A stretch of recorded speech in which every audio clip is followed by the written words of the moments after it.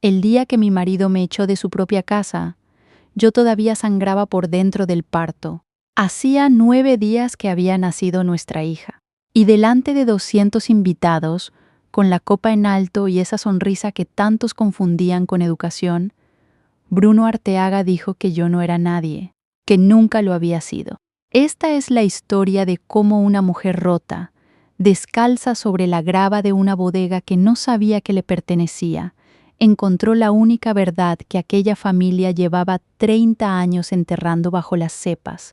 No voy a contarte el final todavía. Solo quiero que sepas una cosa antes de empezar.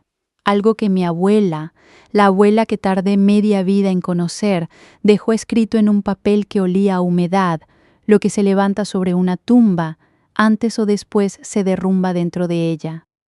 Pero déjame empezar por la luz, porque al principio todo era luz. El patio de la bodega Arteaga olía a mosto dulce y a azahar. Habían traído flores blancas de no sé dónde, ramos enormes atados a las columnas de piedra, y las barricas de roble formaban una hilera oscura al fondo, brillando como si las hubieran encerado esa misma mañana. Era octubre. La vendimia acababa de terminar, y el cielo de La Rioja tenía ese color de vino aguado que solo dura 1 hora antes del anochecer. Mi hija dormía en mis brazos, envuelta en una mantita de hilo. Apenas pesaba. Yo llevaba un vestido azul que me apretaba en las costillas porque mi cuerpo aún no había vuelto a su sitio, y los puntos del parto me tiraban cada vez que me movía. Pero sonreía. Vaya si sonreía. Aquel era el bautizo de Lucía. Doña Amparo, la madre de Bruno, presidía la mesa larga vestida de gris perla, con un broche de oro en la solapa y el pelo recogido tan tirante que parecía dolerle. Tenía 70 años y la espalda más recta que cualquiera de los hombres jóvenes que la rodeaban. Cuando me acerqué con la niña, alargó un dedo, le rozó la mejilla y dijo en voz baja, para que solo yo la oyera, que esperaba que la cría hubiera salido más Arteaga que Bautista. Me reí, pensé que era una de sus bromas secas. Tardé mucho en entender que en aquella casa nunca se bromeaba con la sangre. Fue Remedios quien me puso el primer aviso entre las manos, aunque entonces no supe leerlo. Remedios llevaba 40 años fregando los suelos de aquella bodega. Era una mujer pequeña, encorvada, con las manos agrietadas de la sosa y unos ojos que no se perdían nada. Mientras los invitados brindaban, se acercó por detrás, me apretó el codo y me deslizó algo frío en la palma. Un pendiente, uno solo, de oro viejo, gastado, con una uva diminuta tallada en relieve y 3 hojas alrededor. Lo guardé en el bolso sin pensar, distraída, dándole las gracias por encima del hombro. Para mí era una baratija que alguien habría perdido. No sabía que aquel pendiente iba a derribar un imperio. Remedios solo me miró un segundo más de la cuenta y susurró que lo guardara bien, que algún día me haría falta. Luego volvió a la cocina arrastrando los pies. El brindis lo dio Bruno. Subió a una silla, alto, guapo de esa manera fría que tienen los hombres que nunca han tenido que pedir nada 2 veces, y levantó la copa hacia los invitados. Habló de la familia, de la tierra, de las 4 generaciones de Arteagas que habían convertido un secarral en una de las bodegas más respetadas del valle. Todos aplaudían. Yo lo miraba desde abajo, con la niña dormida, y pensaba que tenía suerte. Lo pensaba de verdad. ¡Qué tonta fui! Y entonces, sin bajar la copa, sin dejar de sonreír, dijo mi nombre. Dijo, Inés, y los invitados se giraron hacia mí. Dijo que aquel era un día para la verdad, que una familia como la suya se construía sobre la verdad, y que él había descubierto, hacía apenas unas semanas, que la mujer con la que se había casado le había mentido desde el primer día, que yo no era hija de quien decía ser, que mi apellido no valía nada, que se había dejado engañar por una cualquiera, que se había colado en su cama y en su patrimonio. Lo dijo así, con esas palabras, delante de los socios de la bodega, del cura que acababa de bautizar a mi hija, de su madre que no movió ni un músculo de la cara. Se hizo un silencio que todavía hoy me zumba en los oídos. Yo no entendía nada. Abrí la boca para decir algo, lo que fuera, y él bajó de la silla, se acercó, y me arrancó la copa de la mano libre con tanta fuerza que el vino me salpicó el vestido, la cara, la mantita de Lucía. La niña se despertó y rompió a llorar. Y Bruno, mi marido, el hombre que 9 días antes me había sostenido la frente mientras yo empujaba en aquella sala de partos, levantó la mano y me dio una bofetada delante de 200 personas. No fue el golpe lo que me partió, fue el ruido. Ese chasquido seco que rebotó en las barricas y en las columnas de piedra y volvió a mí multiplicado. Me tambaleé, sentí el sabor metálico en el labio. Apreté a Lucía contra el pecho por instinto para que no se me cayera, y noté cómo los puntos del parto cedían un poco bajo el vestido, un dolor caliente que me subió por la espalda. Alguien soltó un grito ahogado. Una copa se hizo añicos contra el suelo. Pero nadie, ni una sola de aquellas 200 personas, dio un paso hacia mí. Doña Amparo siguió sentada. Se llevó la servilleta a los labios, despacio como quien se limpia después de un buen plato, y miró hacia otro lado. Yo esperaba llorar. Lo lógico habría sido llorar. Pero ¿saben qué me pasó? Que de pronto dejé de tener miedo. Es difícil de explicar. Algo dentro de mí, algo que llevaba 2 años plegándose y disculpándose y haciéndose pequeño en aquella casa, se enderezó de golpe. Levanté la cara, miré a Bruno a los ojos y le pregunté, con una voz que no reconocí como mía, qué era exactamente lo que creía saber. Él no esperaba esa pregunta. Por un instante, solo un instante, vi pasar algo por su cara que no era rabia. Era miedo. Se inclinó y me dijo al oído, muy bajo, que recogiera mis cosas y me fuera antes de que llamara a la Guardia Civil para denunciarme por intrusa. Que la viña, la casa, la niña incluso, eran Arteaga, que yo no era nada. Me di la vuelta. Crucé el patio entero descalza, porque se me había salido un zapato y no pensaba agacharme a recogerlo delante de ellos, con mi hija berreando y el vestido manchado de vino y de sangre, y salí por el portón de hierro a la carretera. La grava se me clavaba en las plantas de los pies y no la sentía. Pasé al lado de la mesa larga, al lado del cura que miraba su plato, al lado de la prima de Bruno que se tapaba la boca con la servilleta, al lado de gente que 2 horas antes me había felicitado por la niña y que ahora apartaba la vista como si yo fuera contagiosa. Detrás de mí, los invitados empezaron a murmurar. Delante solo había viñedos hasta donde alcanzaba la vista, hileras y más hileras de cepas peladas por la vendimia, negras contra el cielo morado. Me senté en el bordillo. El frío de la piedra me subió por las piernas. Saqué el móvil con la mano que me temblaba y me di cuenta de que no sabía a quién llamar. Mis padres adoptivos, los que yo creía mis padres, habían muerto. Eso es lo que siempre me habían contado, que yo era huérfana y que los Arteaga me habían acogido, una historia que ahora, sentada en aquel bordillo, empezaba a oler a podrido. Amigas, las justas, aquella casa me las había ido apagando una a una a lo largo de 2 años, con desprecios pequeños, con comentarios, hasta dejarme sola. No tenía a nadie.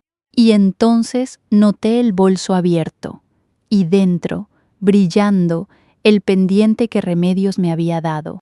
La uvita tallada. Lo cogí, lo apreté en el puño hasta que la uva se me marcó en la palma. Y por algún motivo que no sabía explicar, dejé de llorar.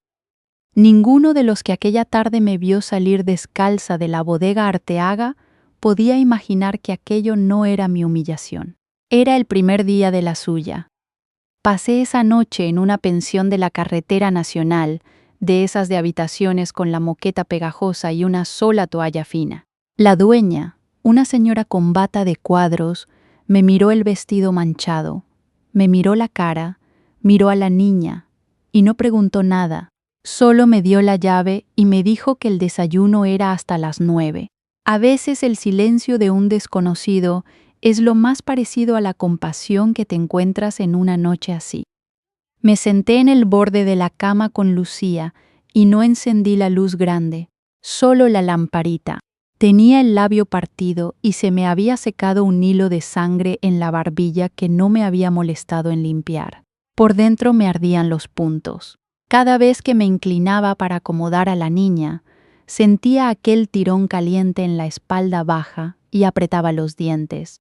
Tenía 33 años, una hija de 9 días, 180 euros en la cuenta y ni una sola persona a quien llamar a esas horas que no fuera a sentir lástima de mí. Y aún así, ¿sabes qué? No lloré. Lo intenté incluso porque pensé que me vendría bien, que a lo mejor reventar de una vez me aliviaba, pero las lágrimas no venían. Lo que venía, en su lugar, era una calma rara, fría, como cuando se hiela el suelo y deja de moverse el agua. Le di el pecho a Lucía a oscuras, escuchando los camiones pasar por la Nacional, y le hablé en susurros aunque ella no entendiera nada. Le prometí cosas. Le prometí que ningún hombre la iba a echar nunca de ningún sitio. Mientras se dormía, saqué el pendiente del bolso y lo puse bajo la lámpara de la mesilla. La uva, las 3 hojas, y al darle la vuelta, unas iniciales tan pequeñas que tuve que entornar los ojos para leerlas. 2 letras grabadas en el reverso, una M y una B. M y B no significaban nada para mí. Todavía, lo que sí sabía hacer era buscar papeles. Antes de casarme con Bruno, antes de mudarme a aquella bodega y convertirme en la sombra que servía cafés a doña Amparo, yo había trabajado 6 años como auxiliar en una notaría de Logroño. Sé lo que es una escritura, sé leer un registro, sé dónde se esconde una mentira dentro de un documento, porque las mentiras legales siempre dejan el mismo rastro, una fecha que no cuadra, una firma de más, un testigo que aparece donde no debería. Y aquella noche, mientras mi hija respiraba a mi lado, recordé una cosa que me había rondado durante 2 años sin saber por qué. La escritura de la bodega Arteaga estaba protocolizada en la notaría donde yo había trabajado. A la mañana siguiente llamé a una antigua compañera, Pilar, que seguía allí. Le pedí un favor que no debía pedirle. Le pedí que buscara la escritura de propiedad de la finca conocida como Valdecepas, la tierra donde se asentaba la bodega. Pilar dudó. Le dije que era para un asunto de mi marido, que necesitaba comprobar unos linderos. Mentí, sí. A veces hay que mentir a la gente buena para llegar a la gente mala. 2 horas después me llegó al correo el escaneo de la escritura. La leí en el aparcamiento de la pensión, con Lucía en el portabebés y un café de máquina enfriándose en el salpicadero. Y se me heló la sangre. La finca Valdecepas, según aquel documento, había sido comprada por Cándido Arteaga, el abuelo de Bruno, en el año 1993. Compra a un tal Martín Bautista, agricultor, por una cantidad ridícula. 4 millones de las antiguas pesetas por 20 hectáreas de viña vieja que hoy valían una fortuna. Una venta de risa, una venta de las que se hacen cuando alguien está desesperado o cuando alguien ha desaparecido. Martín Bautista. Mi apellido. El mismo que Bruno había escupido delante de 200 personas diciendo que no valía nada. Aquello podía ser una coincidencia. Bautista no es un apellido raro en La Rioja. Me repetí eso muchas veces durante los días siguientes mientras buscaba un piso de alquiler barato en Logroño, mientras hacía cola en los servicios sociales con la niña al pecho, mientras Bruno me bloqueaba el teléfono y su abogado me mandaba un burofax diciendo que renunciara a cualquier derecho sobre el patrimonio Arteaga o atendería las consecuencias. Fueron días feos, no te voy a engañar. Encontré un piso en un tercero sin ascensor, en un barrio donde olía a fritanga a todas horas, con una mancha de humedad en el techo del dormitorio que tenía la forma de un perro. Subía a Lucía en el carro a pulso, escalón a escalón, con los puntos todavía tirando. La asistenta social, una mujer joven con ojeras y demasiados expedientes, me preguntó si tenía familia que me apoyara, y yo me quedé callada un rato largo antes de contestar que no tenía familia, sin saber todavía hasta qué punto esa frase era a la vez la mentira más grande y la verdad más exacta de mi vida. El burofax del abogado de Bruno llegó un martes. Lo leí 2 veces. Era de los que escriben los despachos caros para que parezca que ya has perdido antes de empezar. Muchas palabras en latín, muchas amenazas envueltas en cortesía, esa manera tan suya de despreciarte mientras fingen informarte. Coincidencia, me decía, pero por las noches sacaba el pendiente, miraba la M y la B, y la palabra coincidencia se me deshacía en la boca como el azúcar. Fue Remedios quien rompió el muro. Me llamó desde un número fijo, el de la cocina de la bodega, una tarde en que doña Amparo había bajado a Logroño al médico. Habló deprisa, en voz baja, mirando por encima del hombro, lo notaba en cómo cortaba las frases. Me preguntó si había guardado el pendiente. Le dije que sí, y entonces me dijo la primera frase que cambió todo, la frase con la que empezó de verdad esta historia, que ella había estado allí la noche que yo nací y que la mujer que me dio a luz no era la que yo creía. Le pedí que se explicara. Colgó. Dijo que en aquella casa las paredes oían, que no podía hablar por teléfono, que nos viéramos. Quedamos para el sábado en un bar de la plaza de un pueblo a medio camino, lejos de la bodega, lejos de los Arteaga. Esa semana se me hizo eterna, y mientras esperaba, hice lo único que sabía hacer, cavar en los papeles. Volví a llamar a Pilar. Esta vez le pedí algo más peligroso. Le pedí el expediente completo de la finca Valdecepas, todo, desde la primera inscripción. Y le pedí también que buscara si existía algún expediente a nombre de Martín Bautista en los archivos del juzgado. Pilar me dijo que aquello ya no era comprobar linderos. Le dije la verdad, una parte. Le dije que mi marido me había echado de casa acusándome de no ser quien decía, y que necesitaba saber quién era yo. Pilar se quedó callada al otro lado. Luego dijo solo: «Ten cuidado, Inés, esa gente no juega». No sabía cuánta razón tenía. Llegó el sábado. Dejé a Lucía con una vecina, una señora mayor del segundo que se había encariñado con la niña, y conduje hasta el pueblo con las manos frías en el volante. Remedios ya estaba en el bar, en una mesa del rincón, con un café con leche intacto delante y las manos cruzadas sobre el bolso como si rezara. Llevaba un abrigo bueno, de los que se sacan para las ocasiones, y me di cuenta de que para ella aquello era una ocasión, la más grave de su vida, quizá. Me senté frente a ella. El camarero puso la tele del fútbol a todo volumen, y ella se inclinó hacia mí para que nadie la oyera. Y durante la hora siguiente, aquella mujer pequeña y encorvada me contó una historia que llevaba 30 años pesándole en el pecho como una losa. Me dijo que en la primavera del año 1992, 2 mujeres dieron a luz casi a la vez en aquella comarca. Una era doña Amparo Arteaga, la nuera del viejo Cándido, casada con su único hijo. La otra era una joven llamada Carmen, la mujer de Martín Bautista, el dueño de la viña de Valdecepas, la mejor tierra del valle, una tierra que el viejo Cándido llevaba años queriendo comprar y que Martín se negaba a vender por nada del mundo. Amparo dio a luz un niño que nació muerto. Carmen dio a luz una niña sana. Y las 2 cosas pasaron la misma noche, en la misma casa, porque Carmen, que estaba sola y de parto y sin médico, había ido a pedir ayuda a la única gran casa con teléfono que había cerca, la casa de los Arteaga. Remedios estaba allí esa noche.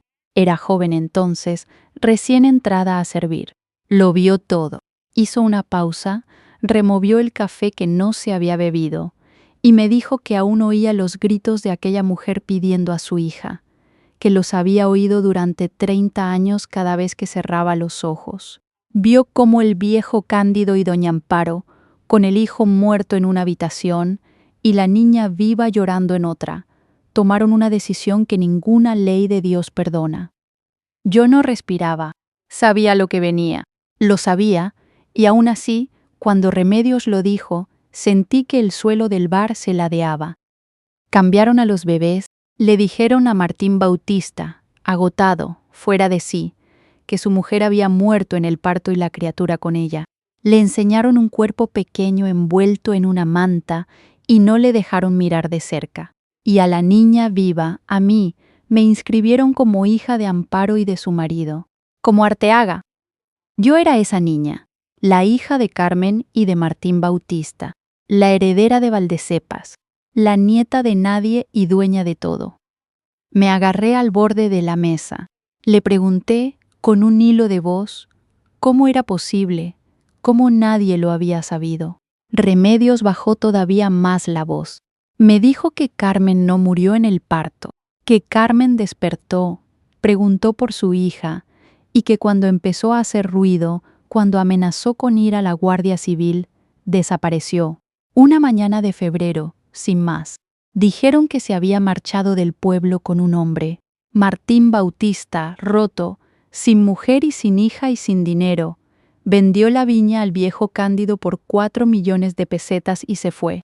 Murió pocos años después, solo, en una pensión de Zaragoza. Y la niña, yo, crecí en casa de los Arteaga, criada por una mujer que me miraba como se mira a una deuda.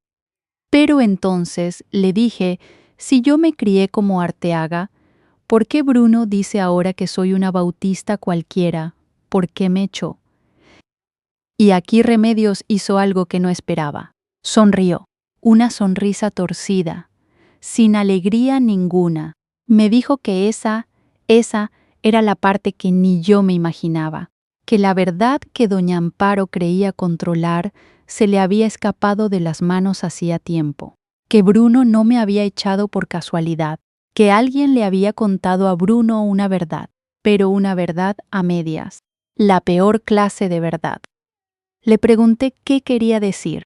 Remedios miró el reloj del bar, se levantó deprisa, dijo que doña Amparo volvería pronto y que no podían verla fuera. Antes de irse, me apretó la mano por encima de la mesa, fuerte, con esas manos agrietadas, y me dijo que el pendiente había sido de Carmen, de mi madre, que ella, Remedios, se lo había quitado del oído a la niña muerta. No, se corrigió, a la niña que dieron por muerta, antes de enterrarla, porque le pareció que alguien, algún día, tendría que poder probar quién era quién, que era el único par, que el otro lo tenía guardado, y que, si yo era lista, encontraría la manera de hacer hablar a ese trozo de oro. Salió del bar casi corriendo. Yo me quedé sentada con el café frío de los dos delante, el pendiente apretado en el puño, y la sensación de que me habían robado 30 años de vida en una sola tarde.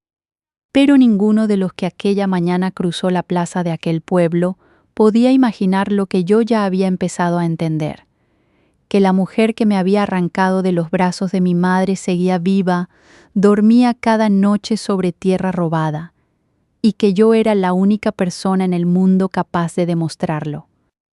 Volví a Logroño con las manos pegadas al volante y la cabeza dándome vueltas. Necesitaba pruebas. Una historia contada por una criada anciana en un bar no levanta una causa en ningún juzgado de España.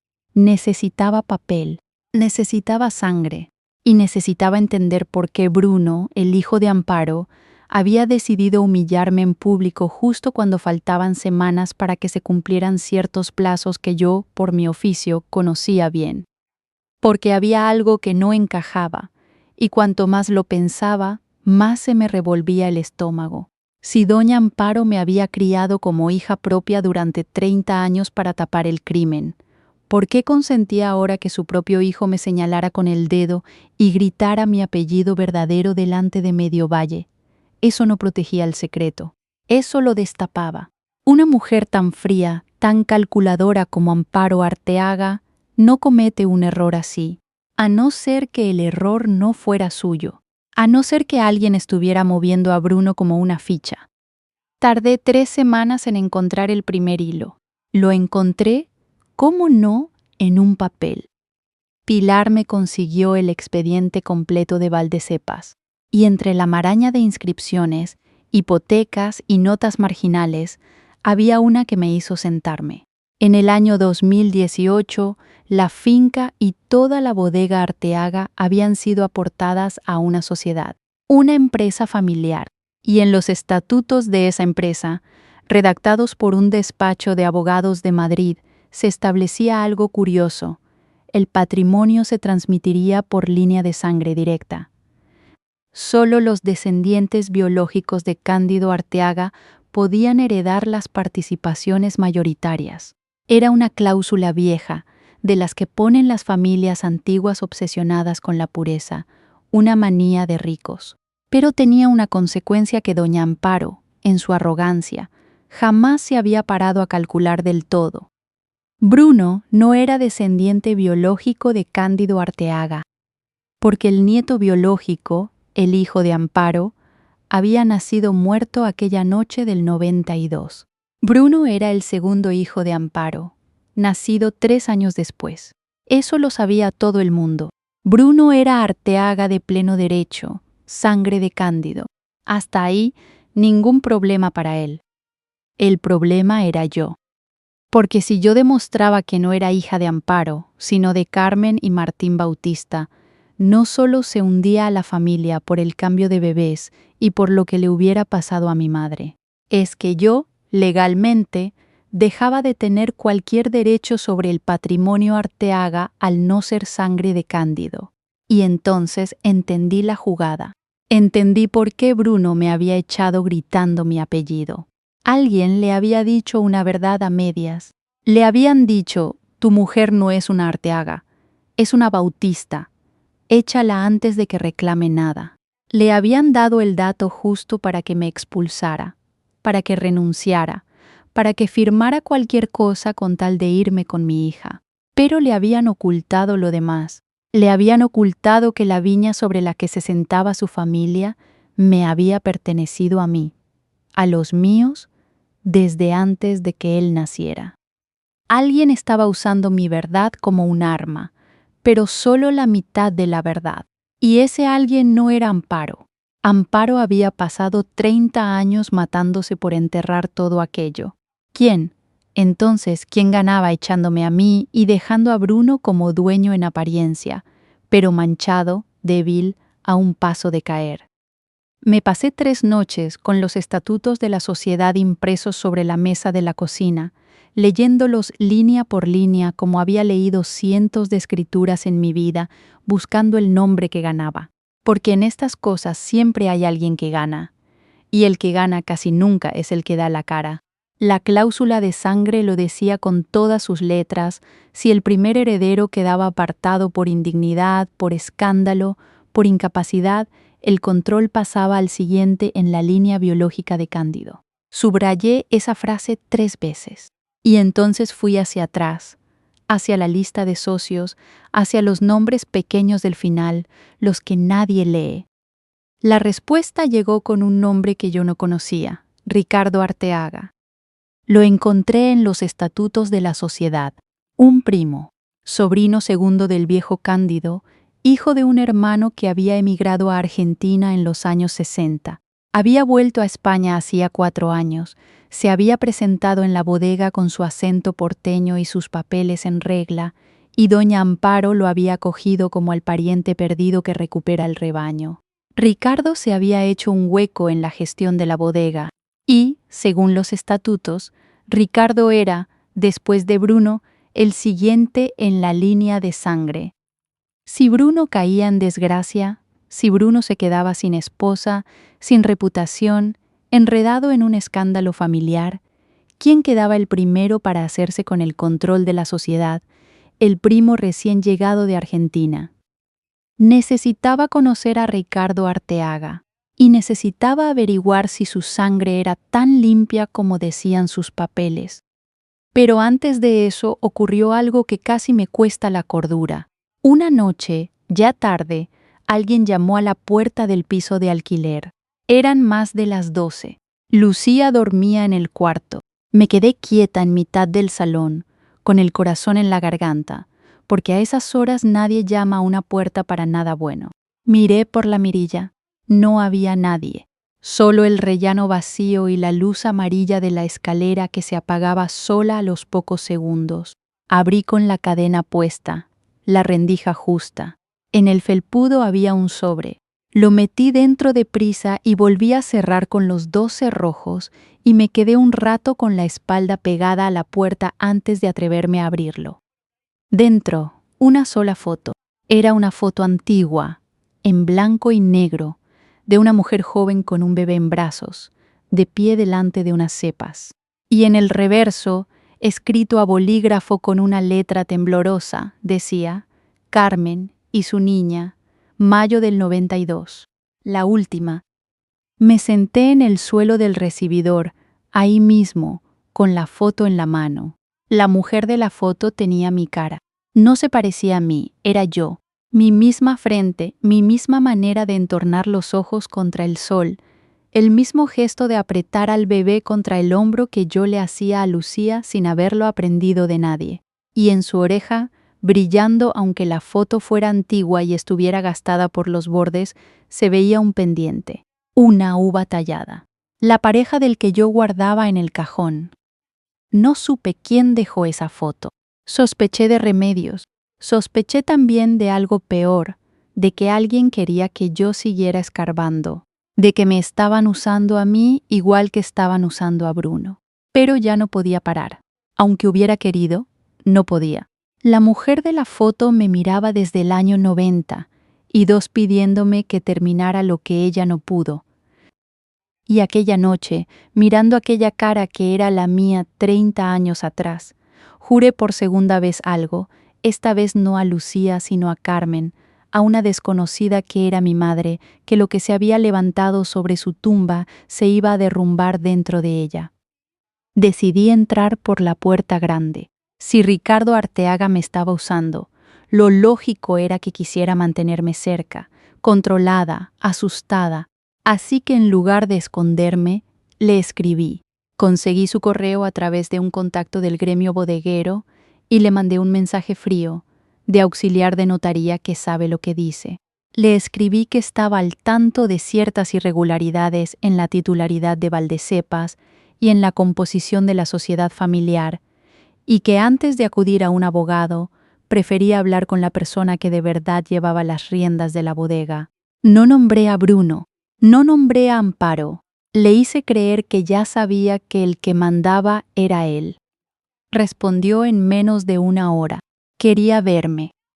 Quedamos en la cafetería de un hotel en Logroño, terreno neutral, lleno de gente, porque yo no soy idiota. Llegué 15 minutos antes y me senté de espaldas a la pared, con la salida a la vista, con el móvil en el regazo y la grabadora de voz ya en marcha. Sí, lo grabé. En España, si tú participas en la conversación, puedes grabarla. Eso también lo aprendí en la notaría. Ricardo Arteaga era un hombre de unos 45 años, bronceado, con una sonrisa de dientes muy blancos y un reloj demasiado caro para alguien que llevaba 4 años en el negocio. Se sentó, pidió un cortado, me miró de arriba abajo como quien taza una res y empezó a hablarme con una amabilidad pringosa que me dio náuseas. Olía a una colonia dulzona, de esas que se quedan pegadas a la ropa. Me dijo que sentía mucho lo de mi separación, que Bruno siempre había sido un impulsivo, que una mujer como yo no merecía verse en la calle con una criatura.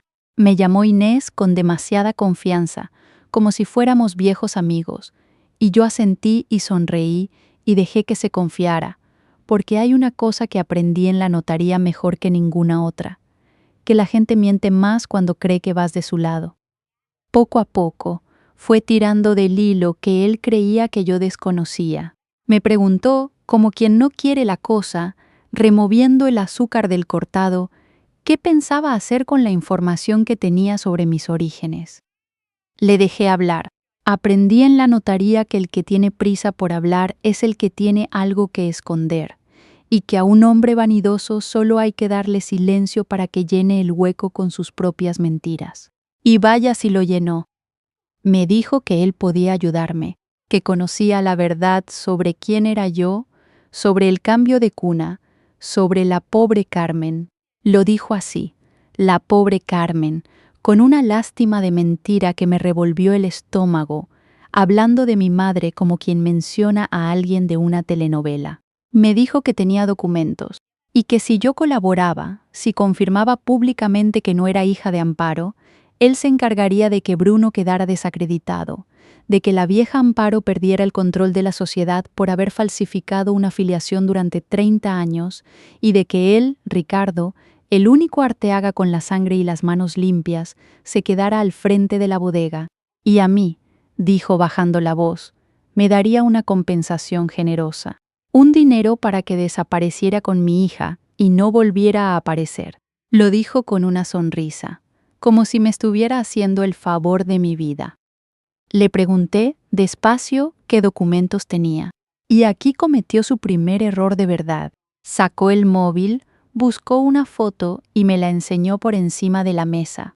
Era la imagen de un papel viejo, una especie de declaración manuscrita, firmada por Cándido Arteaga, en la que el viejo confesaba el cambio de los bebés y la muerte de Carmen.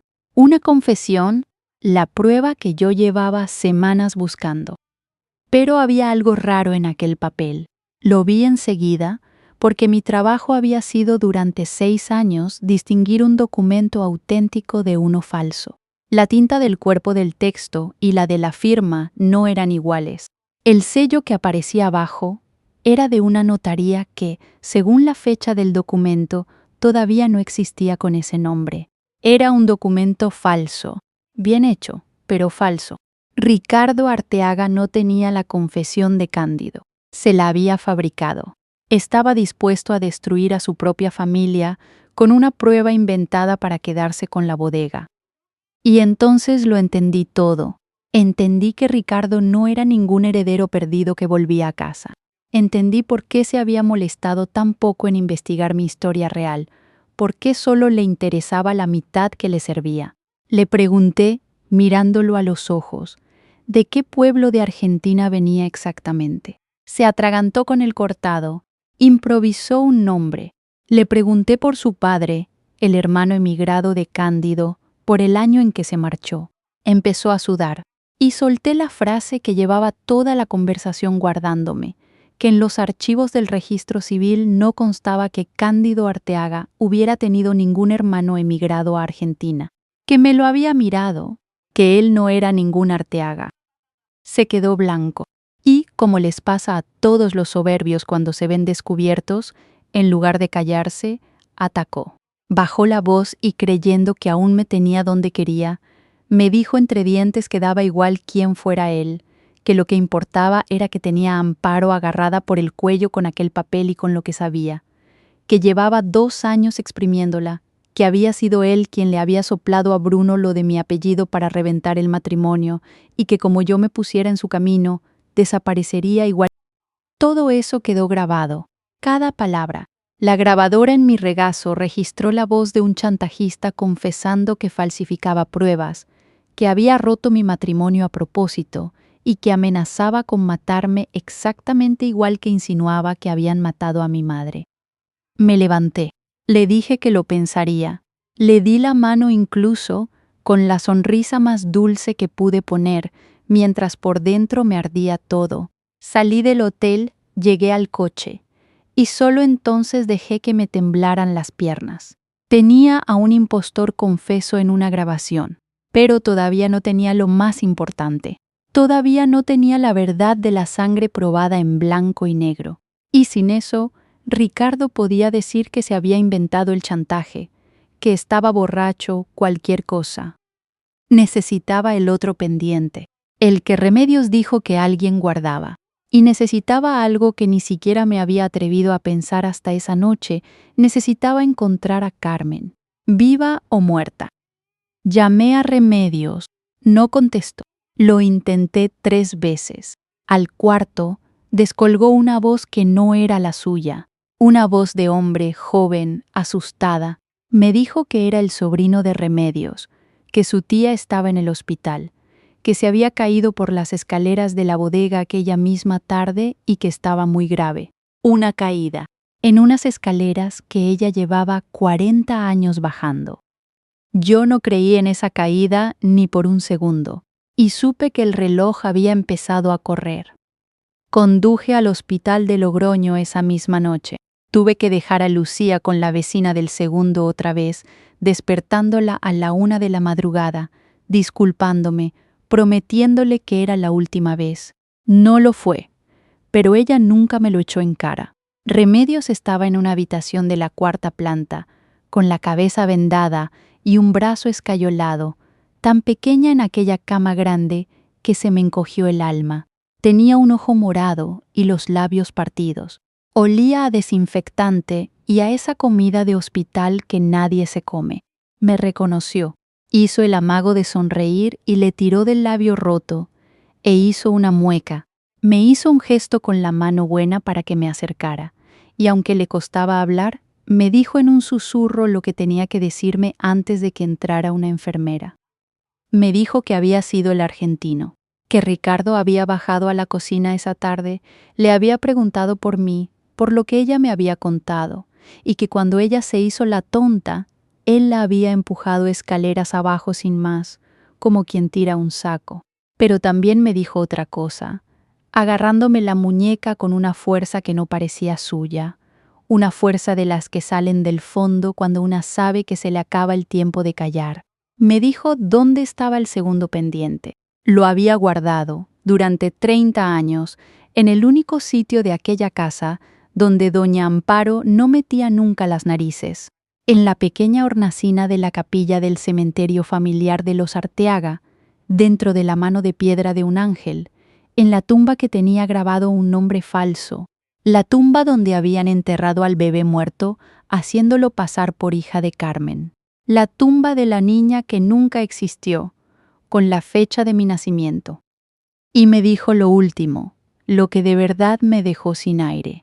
Me dijo que Carmen, mi madre, no estaba en ningún sitio lejano con ningún hombre, que Carmen estaba enterrada en esa misma tumba, que el viejo Cándido había puesto el cuerpo de mi madre bajo el del bebé, 2 ataúdes en la misma fosa, con un solo nombre falso encima, 30 años atrás, y que ella, Remedios, lo sabía porque la habían obligado a ayudar a limpiar la capilla esa noche y había visto lo que había visto.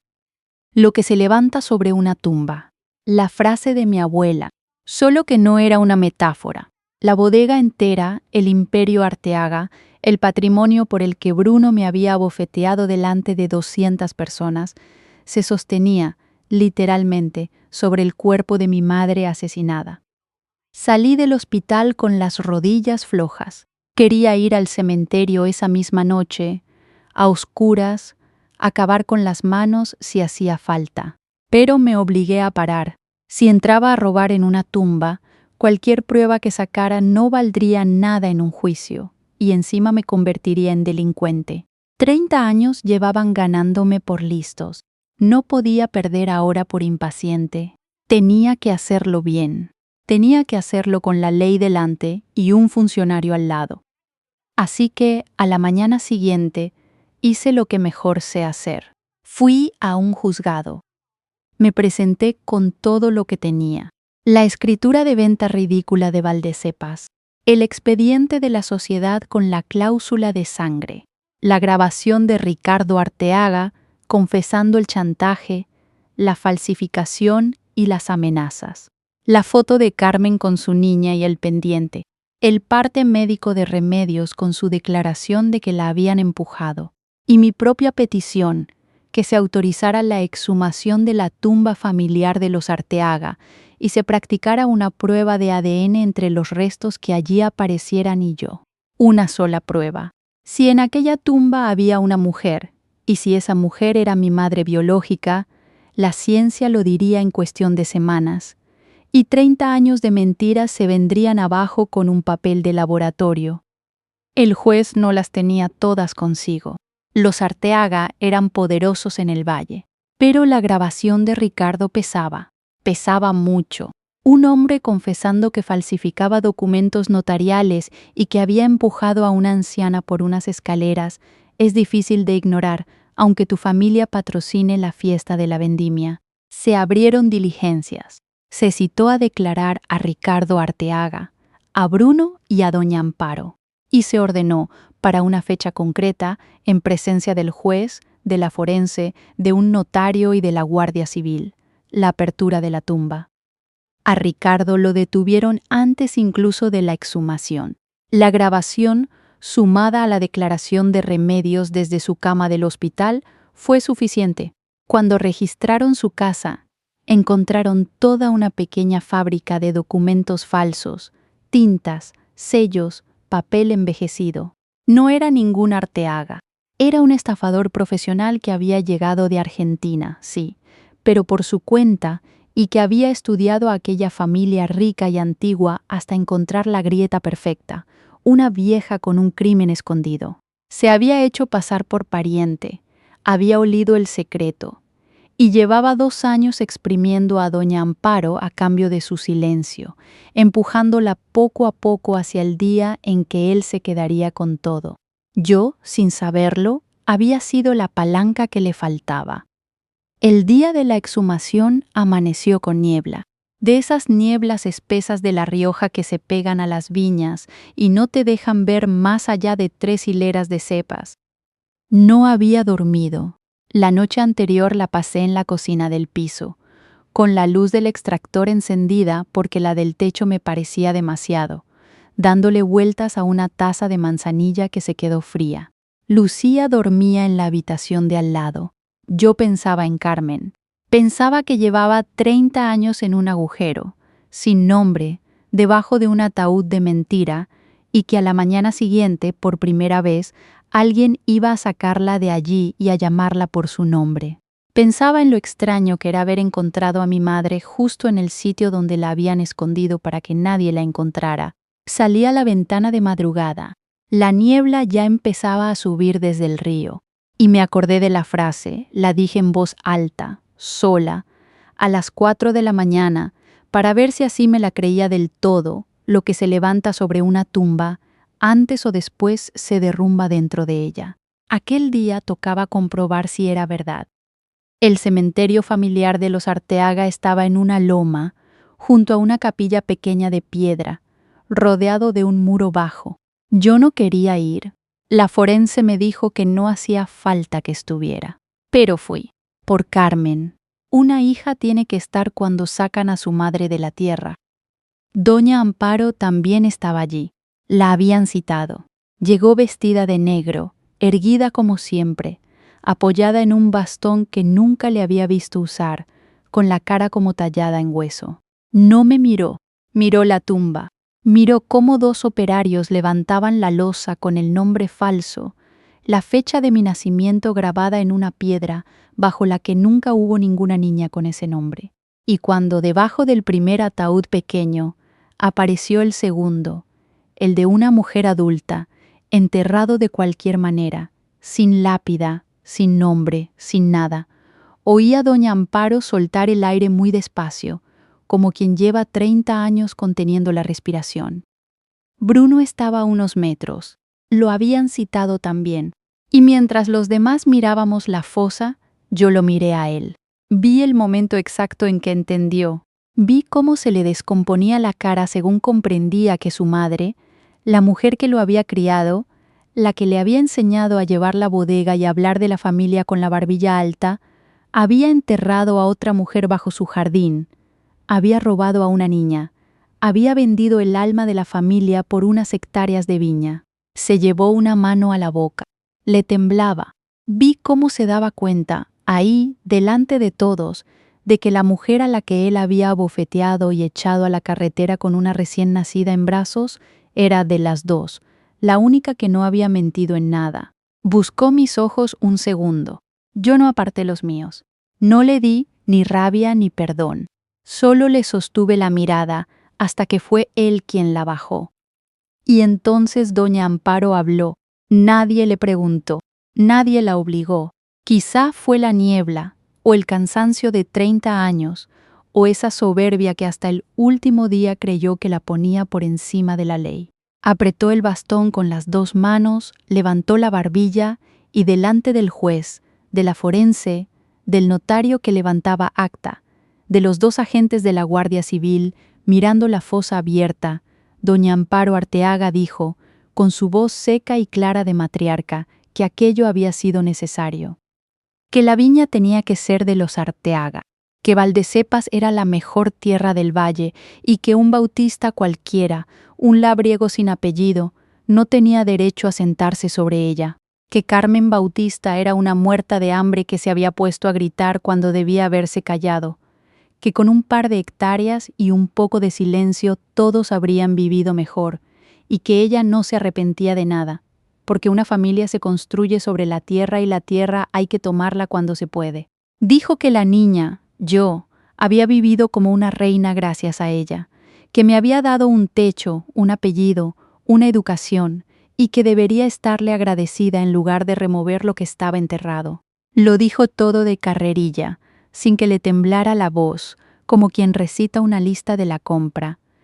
Y al terminar miró alrededor, a todos nosotros, esperando, creo, que alguien le diera la razón. Nadie se la dio. Solo se oía el goteo de la humedad en la piedra de la capilla y el chasquido del bolígrafo del notario, que lo recogía todo por escrito. La Guardia Civil lo grabó. Una mujer confesando, junto a la tumba de su víctima, un asesinato y un robo de menor de hace 30 años, sin que nadie tuviera que apretarla. Se incriminó ella sola, con la misma frialdad con la que se había limpiado los labios, mientras su hijo me abofeteaba en el bautizo de mi hija. La prueba de ADN llegó 3 semanas después. Confirmó lo que ya sabíamos todos. Los restos de la mujer adulta enterrada en aquella fosa eran de mi madre biológica, y dentro de su ataúd, prendido en el resto de tela que había sido un vestido, la forense encontró un pequeño objeto de oro, un pendiente, una uva tallada con 3 hojas, la pareja exacta del que Remedios me había puesto en la mano el día que mi mundo se rompió. 2 pendientes, separados 30 años, uno en la oreja de una niña a la que dieron por muerta, otro en el cuerpo de la madre a la que mataron, vueltos a juntar sobre la mesa de un laboratorio para decir, sin que nadie pudiera ya negarlo, ¿quién era yo? Doña Amparo no llegó a entrar en prisión. Su cuerpo decidió por ella. La misma semana en que el juez dictó su procesamiento por asesinato, detención ilegal y falsedad documental, sufrió un derrame en su habitación de la bodega, la habitación desde la que durante 30 años había gobernado aquella casa, y quedó muda y medio paralizada en una cama, con los ojos abiertos, incapaz de mover ni un dedo, condenada a mirar el techo. Hay quien dijo que tuvo suerte de librarse de la cárcel. Yo no lo creo. La cárcel se la había construido ella misma, ladrillo a ladrillo, y ahora le tocaba vivir en ella sin poder dar ni una orden más. A Bruno no lo condenaron por nada. Él no sabía nada del crimen, fue de las pocas verdades de toda esa historia, pero perdió igual. Cuando se demostró que yo no era hija biológica de Amparo y que por tanto la filiación inscrita era falsa, salió a la luz toda la trama, y con ella la nulidad de la compraventa de Valdesepas hecha con engaño a Martín Bautista. La justicia determinó lo que la ley dice cuando alguien adquiere un bien mediante un delito, que no se queda con él. La finca de Valdesepas, el corazón de la bodega, la tierra mejor de todo el valle, volvió a sus dueños legítimos, a los Bautista, a mí, a mi hija Lucía, que un día heredará las mismas cepas que pisó su bisabuela Carmen. Bruno vino a verme una sola vez, meses después. Lo dejé entrar porque era el padre de Lucía y porque hasta yo tengo un límite para el rencor. Estaba desmejorado, más viejo de repente. Me pidió perdón. Me dijo que él no sabía nada, que Ricardo lo había manipulado, que su madre lo había usado a él tanto como a mí, que la bofetada de aquel día lo perseguía cada noche. Puede que fuera verdad, pero hay cosas que un perdón no recoge del suelo. Le dije que vería a su hija cuando quisiera, que sería su padre toda la vida, pero que entre nosotros se había acabado el día que levantó la mano delante de 200 personas mientras yo sangraba. Que un hombre que cree el cuento que más le conviene sobre quién eres tú no merece estar al otro lado de la mesa. Se fue sin discutir. Creo que en el fondo lo sabía. Remedios se recuperó, despacio, con su cabeza vendada y su brazo torcido, pero se recuperó. Y cuando le ofrecí venirse a vivir con nosotras a la casa que ahora era mía, soltó por primera vez en 40 años una carcajada de verdad y me dijo que ella ya estaba muy mayor para mudarse, pero que iría a tomar café los domingos. Bah, cada domingo, con su café con leche y sus manos agrietadas, sostiene a Lucía en el regazo y le canta cancioncillas viejas. A veces la veo mirar a la niña con los ojos húmedos, y sé que está pensando en otra niña, en otra noche, en lo que cayó durante 30 años por miedo. No le reprocho nada. El miedo es una cárcel también. Lo importante es que al final habló. La bodega sigue funcionando. La llevo yo ahora, con un enólogo joven al que ascendí y al que doña Amparo siempre había tratado a patadas. Cambié el nombre. Ya no se llama Arteaga. Se llama Bodega Valdecepas, como la viña, como la tierra de Martín y de Carmen Bautista. En la entrada, donde antes había una placa de bronce con el escudo de los Arteaga, mandé poner una piedra sencilla con 2 nombres y una fecha, y una uva tallada, igual que la del pendiente, para que nadie que entre a comprar una botella olvide sobre qué se levanta todo esto, y para que no vuelva a derrumbarse nunca dentro de nadie. Los 2 pendientes los guardo juntos en una cajita en el cajón de mi mesilla. A veces los saco por la noche, cuando Lucía ya duerme, y los pongo bajo la lámpara como hice aquella primera noche en la pensión. La M y la B del reverso, que tanto me costó descifrar, eran las iniciales de mi madre y de mi abuela, María y Carmen Bautista. Madres, las 2, pienso en ellas. Pienso en la mujer de la foto en blanco y negro que tenía mi cara y mi forma de entornar los ojos contra el sol. Y pienso que, de todas las herencias que aquella familia intentó robarme, la tierra, el nombre, la verdad, la que más miedo les dio fue siempre la más pequeña. Un pendiente de oro con una uva tallada, escondido en la mano de un ángel de piedra durante 30 años, esperando a que una hija volviera a casa. El día que mi marido me echó descalza de su bodega, 200 personas me vieron salir y ni una sola movió un dedo.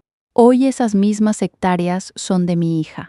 Y cada otoño, cuando llega la vendimia y el patio vuelve a oler a mosto dulce, levanto una copa, sola, mirando las cepas, y brindo en voz baja por una mujer a la que mataron por no querer venderse. Lo que se levantó sobre su tumba se derrumbó dentro de ella. Tardó 30 años, pero se derrumbó. Y si tú que me escuchas has sentido alguna vez que alguien te ha hecho pequeña, que te ha dicho que no eres nadie, que tu nombre no vale nada, quédate con lo único que aquella tarde, descalza en la grava, me salvó la vida, que la verdad puede pasar 30 años bajo tierra, callada, paciente, esperando. Pero la tierra, antes o después, siempre la devuelve. Si esta historia te ha llegado al corazón, déjame en los comentarios qué has sentido al escucharla. Y si alguna vez has tenido que reconstruirte después de una traición de los tuyos, me encantaría leer tu historia. Me harías muy feliz si me dejas tu like, compartes este video con alguien que lo necesite y te suscribes al canal para no perderte la próxima historia, que ya está apareciendo ahora mismo en tu pantalla, esperándote.